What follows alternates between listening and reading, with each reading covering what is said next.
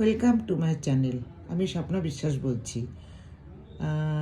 আপনারা তো রেকি শেখেন, প্র্যাকটিসও করেন, কিন্তু আপনারা কি জানেন যে নেগেটিভিটি ক্লিনও করে নিতে হয়? আপনি শুধু অরা ক্লিন অরা লকও করবেন এবং একটা নিজের প্র্যাকটিসের আগে একটা নেগেটিভিটি ক্লিন করতে হয়, প্র্যাকটিসের পরে একটা করতে হয়। প্রত্যেকটা জায়গাতেই এটা বলে দেওয়া হয়, প্রত্যেকটা টিচারই এরা বলে দেয়। আমি একটা ভিডিও দিয়ে দিচ্ছি, যেটা দেখে আপনারা এবার থেকে এটা করে নিন। ঠিক 1 মিনিটও লাগবে না, কয়েক সেকেন্ডের কাজ। এটা হলো একটা জাপানি টেকনিক।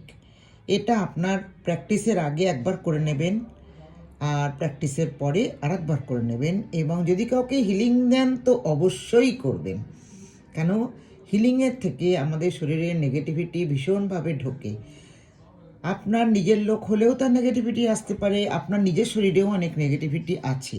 ওই জন্যে নিজেকে নেগেটিভিটি ক্লিন করতে হয়। এটা জাপানি টেকনিক, এটাকে বলে ড্রাই বাথ কিংবা সুখা স্নান। হ্যাঁ, প্রথমে দেখবেন আপনার ডান হাতটা বাঁ হাতে রাখুন এবং এরমভাবে একটা আওয়াজ করবেন, হা। এবার এই হাতটা এখানে রাখুন, হা। তারপরে এই হাতটা দিন, হা। তারপরে এইটা দিয়ে হা।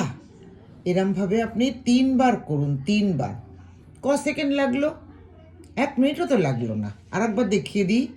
ডান হাতটাকে বাঁ হাতে নিন, একটা মুখের থেকে আওয়াজ করবেন, হা।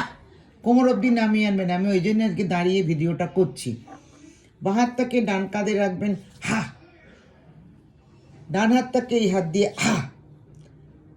বাঁ হাতটাকে এখানে হাত দিয়ে হা। এরমভাবে 3 বার করবেন।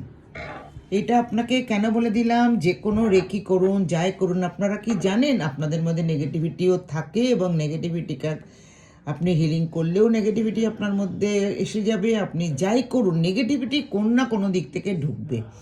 ওই জন্য আমাদের সবসময় চেষ্টা করতে হয় নেগেটিভিটি যাতে আমাদের শরীরে না ঢোকে।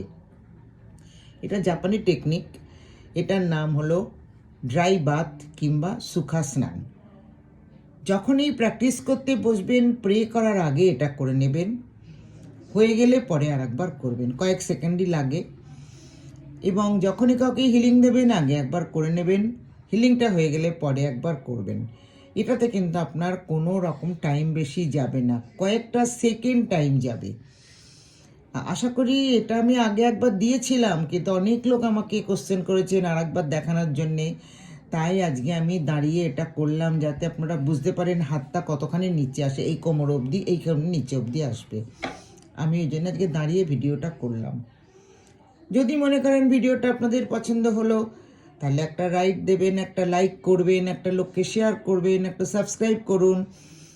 আর আপনার নিজের জীবনের কাজে নাও লাগতে পারে, অন্য লোককে পাঠান না, তাদেরও তো জীবনের কাজে লাগতে পারে। তাদের বলুন রেকি শেখো, পজিটিভ থাকো, ভালো থাকো, ডাক্তারের কাছে কম যাও। এগুলো তো একটা কথা। আর কত যে পজিটিভ জিনিস সেটা তো আপনারা যারা শিখেছেন তারা জানেনই। আশা করি সবাই ভালোই আছেন। আমার এই ভিডিওটা ভালো লাগলে লাইক করুন।